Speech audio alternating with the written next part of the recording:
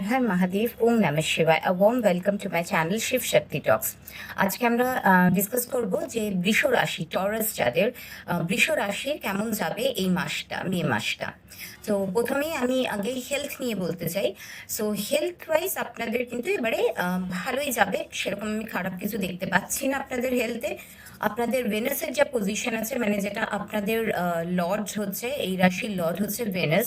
So আপনাদের যে ভেনাসের এখন যে পজিশন আছে এই মান্থে, সেটা কিন্তু আপনাদের হেলথের ক্ষেত্রে ভালো অসপিশিয়াস রেজাল্টই দেবে, ফেভারেবল রেজাল্টসই দেবে।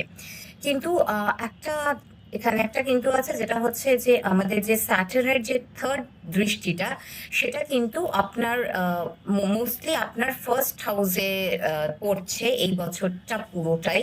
তাই জন্য আপনার কিন্তু মাইনর কিছু প্রবলেমস হতে পারে। কিন্তু যাদের কোনো চেস্ট রিলেটেড কিংবা হার্ট রিলেটেড প্রবলেম আছে, তাদেরকে আমি বলবো একটু কনসিয়াস থাকতে। আপনারা চেস্ট বা হার্ট রিলেটেড কিছু ইস্যুস থাকলে কিন্তু আপনারা ইমিডিয়েটলি ডক্টর কনসাল্ট করা এগুলো করবেন। বাট ওভারঅল যদি আমি যাদের এই প্রবলেমগুলো নেই, এছাড়া যদি আমি ওভারঅল দেখি, তাহলে কিন্তু আপনাদের মোটামুটি এই বছরটা ফেভারেবলি যাবে, মানে সরি এই মাসটা ফেভারেবলি যাবে। আপনাদের 11th মের পর আমি শুধু একটা জিনিসই বলবো যে একটু ড্রাইভিং যখন করছেন, একটু সাবধানে ড্রাইভিংটা করবেন। কারণ তখন একটু আপনাদের ছোটখাটো অ্যাক্সিডেন্টস হওয়ার চান্সেস থাকবে। তাই জন্য আমি বলবো যে ড্রাইভিংটা একটু মানে কনসিয়াসলি করতে। তাছাড়া আমি সেরকম আর কিছু প্রবলেমস হেলথ ওয়াইজ আমি সেরকম দেখছি না আপনাদের। আমি যদি কেরিয়ার নিয়ে বলি যে আপনাদের বৃষরাশিদের কেরিয়ার কেমন যাবে, আপনাদের কিন্তু এই বছর এই মাসটা কেরিয়ারটা আপনাদের কেরিয়ার ভালো যাবে। কারণ আমাদের যে কর্মের যে কারক যিনি স্যাটার্ন, উনি বসে আছেন 12th নিজের নক্ষত্রে। তো এটা কিন্তু আপনাদের বৃষ রাশির জন্য কিন্তু এটা ভালো ফল দেবে। আর বিশেষ করে যারা বিজনেস করছেন, তারাও কিন্তু আপনারা দেখবেন যে বিজনেসে আপনাদের মোটামুটি ভালো ফল যাচ্ছে। এবং যারা ইয়েও করছেন, চাকরিও করছেন, তাদের জন্যেও কিন্তু ভালো ফল যাবে। সামান্য মাঝে কিছু প্রবলেমস আপনাদের হতে পারে, সেটা হচ্ছে বিকজ 12th হাউসে আপনার স্যাটার্ন কারেন্ট যে পজিশনে, 12th হাউসে স্যাটার্ন, মার্স, রাহু একসাথে আছে, সেটা 11th মে অবধি থাকবে। তাই 11th মে অবধি যদিও কিছুটা আপনারা দেখেন যে কন্ডিশনস খুব একটা ফেভারেবল না, একটু ধৈর্য ধরুন। আফটার 11th মে কিন্তু আপনাদের কন্ডিশনস ভালো হবে, সিচুয়েশনটা অনেকটা ঘুরে যাবে। যারা বিজনেস, তারাও আপনারা দেখবেন যে আপনাদের সব ঠিকঠাক যাচ্ছে। এবং যারা জব করছেন, তাদেরও কিন্তু আপনারা ভালো ফল পাবেন, মানে আপনারা যত এফর্টটা দিচ্ছেন, সেই এফর্টের যে রেজাল্ট, সেটা কিন্তু আপনারা পাবেন। তবে একটা জিনিস আমি বারবার বলবো, এই টাইমটা কিন্তু আপনারা আননেসেসারি কোনো ডিসপিউটস বা আর্গুমেন্টস এড়িয়ে চলবেন, একটু কাম থাকার চেষ্টা করবেন। এই টাইমটা আপনারা একটু মেডিটেশন করবেন, কারণ এই টাইমে আপনাদের একটু মাথা গরম হবার বেশি প্রবণতা দেখছি। এবং যদি আপনারা বেশি মাথা গরম হয়, তাহলে কিন্তু এটা আপনার ওই বলে না যে বানা বানায় কাম বিগড় জানা, সেই ব্যাপারটা হবে। আপনার যে কাজটা ঠিকঠাক হচ্ছিল, সেটা কিন্তু একটু বিগড়ে যাওয়ার চান্সেস থাকবে। তাই আপনাকে আমি বলবো যে আপনারা মাথাটা একটু ঠান্ডা রেখে একটু কামলি করবেন। সো সেই ক্ষেত্রে কিন্তু আপনার কেরিয়ার ভালো যাবে এই মাসটা। আপনার কেরিয়ারে সেরকম কিন্তু খারাপ কিছু নেই। এবং যারা জবও করছে, তারাও নিজেদের এফোর্ট অনুযায়ী আফটার 11th মে ভালো ফলাফল পাবে। আমি যদি আপনাদের লাভ লাইফ বা ম্যারিড লাইফ দেখি, তাহলে আমি বলবো লাভ বা ম্যারিড লাইফ, আপনার যে প্ল্যানেট যে মার্কিউরি, সে হচ্ছে আপনার 5th হাউসের লর্ড। তো সে এখন একটা ফেভারেবল পজিশনেই আছে। সো আপনার জন্য কিন্তু খারাপ না, ভালো রিলেশনশিপ ভালোই যাবে। শুধু হ্যাঁ, হয়তো এটা হতে পারে যে যারা একটু দূরে আছেন, তাদের রিলেশনশিপটা বেশি ভালো যাবে, মানে যাদের দেখা সাক্ষাৎ এখন আপাতত কম হচ্ছে, তাদের একটু বেশি মানে ডিস্টেন্স রিলেশনশিপটা এবারে বেশি বেটার যাবে। তার কিন্তু আপনাদের একটা ট্রানজিট হবে ভেনাসের। সেই ভেনাসের যখন ট্রানজিট, যে মানে ভেনাসই তো আমাদের is responsible for love and relationships. So ভেনাসের যে ট্রানজিটটা, এটা কিন্তু আপনাদের জন্য ফেভারেবল ট্রানজিট হবে।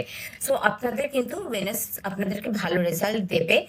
আর মার্কিউরির থেকে কিছুটা নেগেটিভিটি আসার একটা প্রবণতা ছিল আপনাদের লাভ লাইফে, সেটা কিন্তু আপনাদের ভেনাস অনেকটাই কাটিয়ে দিচ্ছে। আর যারা অলরেডি ম্যারিড, তাদের জন্যও সেরকম আলাদাভাবে আমি কিছু মানে দেখছি না যে যেরকম যাচ্ছিল আপনাদের সেরকমই যাবে। যদি আপনারা first part of the month আপনি বলেন যে টিল 11th অফ মে, মানে আপনাদের যে লর্ড অফ 7th হাউস, যেটা আপনার ম্যারিড লাইফে যে আমরা হাউসটা দেখি, সে আপনার যে লর্ড অফ যে 7th হাউস, সে কিন্তু মার্সের সাথে কনজাংশনে আছে, মার্স অ্যান্ড স্যাটার্নের সাথে কনজাংশনে, যেখানে হয়তো সামান্য কিছু টেনশনস হতে পারে। But at the same time after 11th of May আপনার যখন 12th হাউস থেকে সরে যাচ্ছে মার্স, তখন কিন্তু আপনার মানে সিচুয়েশন কিছুটা কনসিডারেবলি বেটার হবে। সো এটা হচ্ছে আপনার মানে মোটামুটি আমি বলতে পারি আপনাদের জন্য, ম্যারিড যারা কাপলস তাদের জন্য এই মাসটা একটু মিক্সড রেজাল্টস দেবে। এবারে আমি যদি আসি আপনাদের সেভিংস রিলেটেড ব্যাপার নিয়ে, মানে আপনাদের সেভিংস বা আপনাদের ফিনান্স কেমন যাবে সেই হিসাবে, আপনাদের মেয়েতে আপনার যে জুপিটারের যে পজিশন, যাকে জুপিটার যার আশীর্বাদ ছাড়া কিছু হয় না, সেই জুপিটার কিন্তু আপনাদেরকে এবারে ফিনান্সিয়াল ম্যাটারে এই মান্থটা হেল্প করবে।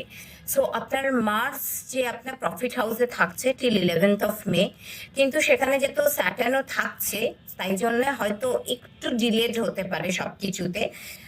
বাট ওভারঅল আপনার বেনিফিটস, ফিনান্সিয়াল বেনিফিটস আপনি পাবেন এই মাসটা।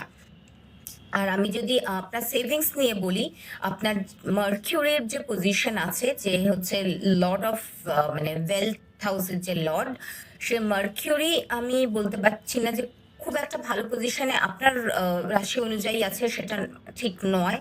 সো মার্কিউরি একটু উইক স্টেজে থাকবে, স্পেশালি 15th মে অবধি। আফটার 15th মে আপনার যে হাউস, যেখান থেকে আমরা এক্সপেন্সেস দেখি, সে কিন্তু সেই হাউস কিন্তু একটু আপনার যে জমানো যে ইনভেস্টমেন্ট আছে সেখান থেকে কিন্তু একটা খরচার প্রবণতা দেখাচ্ছে।